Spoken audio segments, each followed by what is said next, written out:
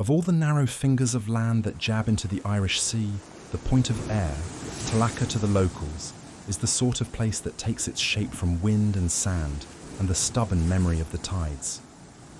The lighthouse there has stood more like an answer than a decoration, a white, tapering sentinel, its paint faded by salt, its lantern dark for well over a century, its silhouette a punctuation on the long, low horizon. Folks call it Talacre Lighthouse or Point of Ayr Lighthouse. To those who grew up on its shore, the name that clings to it is simpler still, the lighthouse that won't let go. It began in 1776, when commerce and hazard walked the same coastal path. The Dee estuary had once been a river of profit for Chester, and ships still threaded uncertain routes between sandbanks and unseen shoals. Merchants and civic leaders petitioned for beacons and marks to keep vessels safe. Parliament obliged, and the tower at Point of Ayr rose as a practical remedy to a deadly problem: to warn sailors approaching the mouths of the Dee and the Mersey, and to throw a wedge of light toward the dangerous shoals that had already taken too many lives. The tower's earliest accounts tell of a lower light and an upper beam, one guiding into the river and the other sweeping across the open sea. The first keepers were not glamorous men. They came from the nearby villages or sometimes farther afield, fishermen, ex-sailors, anyone steady enough to haul coal and oil, to climb stairs that smelled of tar and iron, to scrape salt and sleep with the roar of the sea under the floorboards. Their jobs were cured of ceremony and full of small cruelties. Cold, the knot of loneliness when the lamp was banked, the weight of responsibility for every cargo and life that passed within the beam. Stories about them are kept in the local oral register, in the small notebooks of parish clerks, and in the browned pages of shipping ledgers.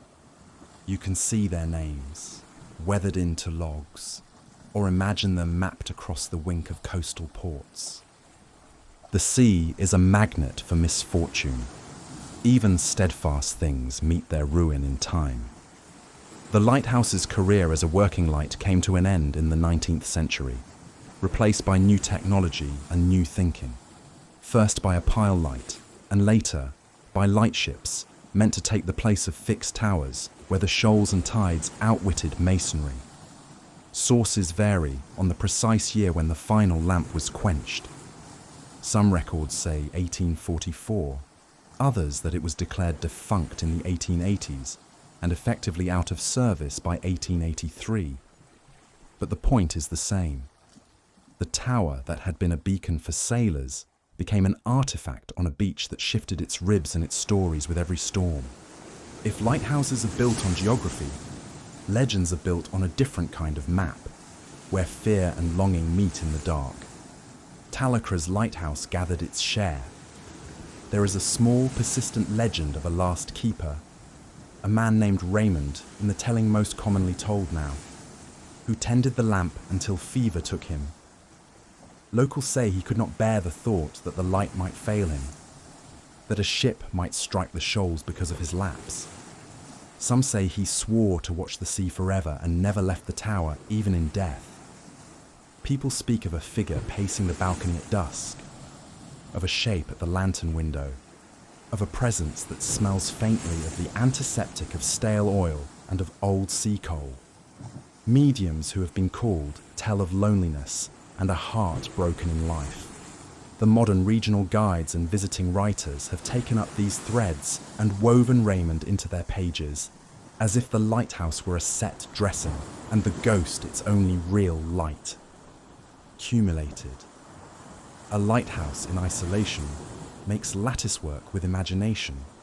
A man on a dark balcony, wind in his face, a lamp that might one day go out. It is not surprising that the human mind would burn such an image into local folklore. But real tragedies happened here too, and the dead have anchors beyond the flicker of superstition. In the late 18th and early 19th centuries, accidents in the area were gruesomely common. The sinking of ferries and wrecking of coastal packets could swallow scores in a single event, and the need to warn shipping was urgent and practical. The Point of Ayr tower was a response to loss, and every lightkeeper knew that their watch might, in one long gust, be the thin difference between survival and calamity. There are specific episodes that the locals still speak of in low tones. An account sometimes repeated references the loss of Dublin ferries, two tragedies in which more than 200 people died, which helped provoke parliamentary action and the erection of coastal marks like Point of Ayr.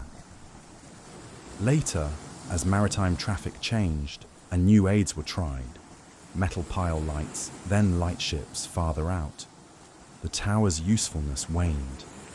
Yet, when the tower fell out of official use, it did not simply go away. The sea kept on testing the land. A storm in the 2000s, remembered by those who live along the caravan parks and small terraces, ripped away part of the structure and dislodged the iron steps. It is a reminder that even after utility ends, exposure continues. Every lighthouse has a quiet rhythm: polish, light, feed, tally. When the tally ends, memory begins to change its shape. In the decades after decommissioning, the Point of Ayr tower passed into private hands and slowly took on domestic uses. It was sold, listed, and later bought again, a small edifice with a stack of seaside stories to sell. In 2011, the tower, with 2 acres of dune and beach around it, was listed for sale, and in 2012 it changed ownership again. Plans from its owners have included art installations. A life-sized stainless steel figure, conceived as a lighthouse keeper sculpture and intended to acknowledge the stories of the place, was approved temporarily in the late 2000s and then moved on. The symbolism was obvious. The community wanted to fix a human shape to the lighthouse's narrative, even if it was made of cold metal. There is a scene I like to return to: dusk in late autumn, when the beach is near empty, save for a dog walker and a few houses with their curtains already drawn. The wind is a patient interrogator, moving sand along the strand in slow, grainy sheets. The lighthouse stands white and quiet against a bruised sky. In the window of the lantern, when you know how to look and let your eyes adapt, the glass sometimes plays tricks. An out-of-focus reflection of a caravan's lamp may look like a man holding a lamp. A gull's shadow might take on shoulders. These are ordinary optical illusions, simple physics under the sun's low angle, and the peculiarities of old glass. But the human heart prefers stories with faces. If you have been sad or alone, a trick of the light can feel like a companion. This is how Raymond becomes visible, not because he is necessarily there, but because people who have passed their own lonely nights are ready to recognize what they need. Ghost stories, however, do something useful for communities besides making hair rise. They stitch memory to place. The tale of Raymond, whether a single man or a palimpsest of several keepers smashed into one memorable figure, is a way for people to name what the sea took, what the jobs demanded, and what it meant to be guardian of a light. It is also a way to reckon with the unglamorous work of men who hauled coal into basements and kept clocks wound. Haunted or not, they were real. Names are printed in logs. Keepers listed for decades, their tenures marked by the small legal and clerical details that outlive the flesh. In this way, the lighthouse is both a mythic object and a ledger. There are nights when people, paranormal investigators, curiosity seekers, teenagers in vans, come down the curve of the beach with thermal cameras and pulse oximeters, or merely with flashlights and a taste for the eerie. They set up tripods and whisper. Some of their equipment produces flickers and blips that are explained later as faulty wiring or thermal currents from the shifting sands. Some of their audio picks up wind and the creak of old iron, and they translate the murmurs into words. The lighthouse's reputation grows. The internet, which loves tidy narratives and headlining hooks, consolidates Raymond's legend, and pushes photographs of the tower across forums and travel blogs. The story accrues new details. He died of fever. He paces the balcony. He is sad. And readers repeat them, each repetition confident it has found the truth. If you take a different tack, one more literary than forensic, the lighthouse's hauntings tell a softer, more human story. Imagine a keeper who fell in love with the sea or with a woman from across the estuary, a romance thwarted by tide and status. If you are given to such imaginings, the ache of the keeper's presence becomes a story about all the attachments that tie people to places they must leave. In some oral versions, the keeper's ghost is melancholy rather than malice-driven. He is not the menace of Gothic novels, but the figure who cannot cross the threshold back into warmth. He survives as an emblem of fidelity, to the lamp, to the sea, to a duty that never gets a holiday. History is, in other places, less romantic. The sea's appetite is impartial. Ships ran aground, ferries sank, men and women drowned in waves that bear no malice and no justice. The lighthouse's very existence was a bureaucratic response to such loss. Parliamentary acts authorised lighthouses and buoys. The legalese reads dryly in the archives, but each clause is a response to grief and to commerce's demand that the routes be made safer. The Point of Ayr Tower is a material trace of those decisions. Its columns of brick and the cracked steps that once climbed to the lamp are stubborn reminders of both practical human engineering and the impermanence of such measures against the sea's patient erosions. There are other human histories tangled up here. Talacre was not solely a shipping lane's concern. It was a community with festivals and schoolrooms, with economies that rose and fell according to industry and to the fortunes of the sea. The lighthouse, in its retirement, became a landmark for tourists who wanted a photograph, for locals who needed an address to anchor a story. It has been used as a backdrop in advertisements and in television. A culture that commodifies places sometimes recasts their solemnity as scenery. The tower's presence in a paint commercial or in a travel video is a sign that the lighthouse has been absorbed into a wider cultural imagination. A relic, a symbol, a marketable silhouette. And yet, in a small, stubborn way, the lighthouse resists being reduced to a stage prop. Its Grade 2 listing and institutional recognition that it has historical or architectural interest marks it as something for the public conscience to steward. Listing does not guarantee preservation, but it gestures at a collective decision.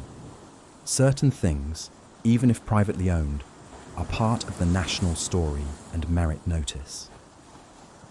Local custodians, renters, caravan park owners who have paid for repairs after storms, art commissions that nod to its hauntings. All of these small acts have been the scaffolding that keeps the tower from being washed away, literally or figuratively. There are the nights when the lighthouse becomes a mirror for the world's quieter crises. Storms battering the coast are more frequent and more intense. The metal staircases become unsafe. Insurance companies play poker with preservation and risk. People who live by the sea learn a particular language to talk about such threats, and that language has a cadence of anxiety. When the spring storms come, you can see residents walk the beach with a new watchfulness. They count sandbanks and listen for changes in the line of the dune. The lighthouse's occasional damage is not a news item so much as a communal alarm. Repairing it becomes, for a moment, an act of defiance against the climate of indifference. Paranormal investigators will tell you they have measured cold spots and picked up EVPS and recorded movement. Skeptics will tell you they have filmed reflections and found the explanations mundane and material. Both are true in the sense that both sets of observations exist, and both are human endeavours to make sense of phenomena. More to the point, the presence of narrative, the belief that someone named Raymond watches the sea, affects how people move on the beach. Children dare each other to get close. Tourists linger with cameras. Locals, whose lives are threaded to the lighthouse's presence, tell the story with a mixture of affection and exasperation. The tale of the haunted lighthouse is not simply a ghost story. It is a social contract about how the community regards risk, memory, and identity. On a spring afternoon, I once spoke with an elderly man who had served as a keeper's assistant in the years when the tower was already retired, but still used for practical purposes. He laughed at the ghost stories, and then, with the directness of someone who had spent his life with weather, said, "You can feel the tide in your bones." He meant both the literal ebb and flow, and the way the sea takes what it will. Lighthouses are human inventions grafted onto an indifferent natural system.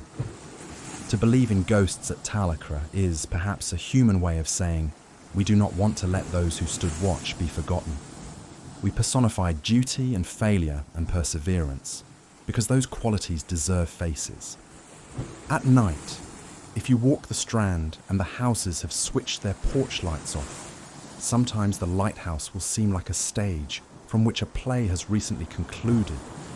The sand is littered with small shells, bits of sea glass, and the occasional scrap of a life jacket blown down from a caravan. Footprints press into the dunes and are erased by the wind. A figure that someone swears he saw on a balcony might be, in fact, a teenager returning from a moonlight dip. The point is not to disprove the supernatural, but to show how natural elements feed into the story until the story reads like weather, inevitable, persistent, and always returning. So what is the truth at Talacre? It is easiest to say this. The lighthouse is both an object of history and a vessel of meaning. It was built because people died.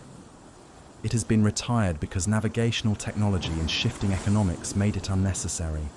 It is haunted because humans refuse to let the lives of unnamed watchmen be nothing but ledger entries. Raymond, whether he is one man, several, or a name stitched to a dozen memories, exists because we need a shape to hold memory.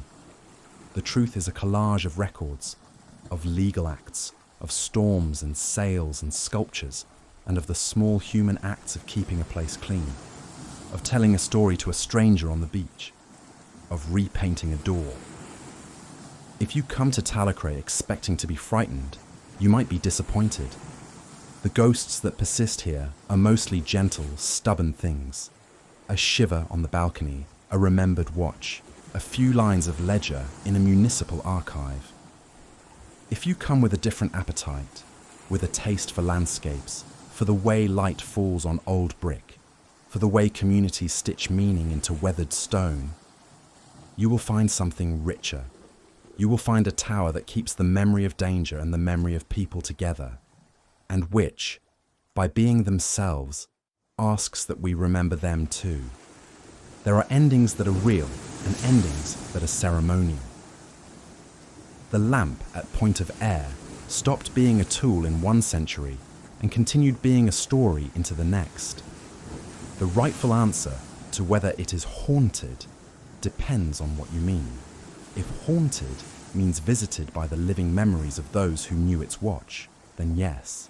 If haunted means filled with something that defies explanation, then the answer is less simple, but it matters less. Human beings will always be adept at making mysterious what the sea simply does. The lighthouse, in all its weathered, white-painted stubbornness, stands against erasure.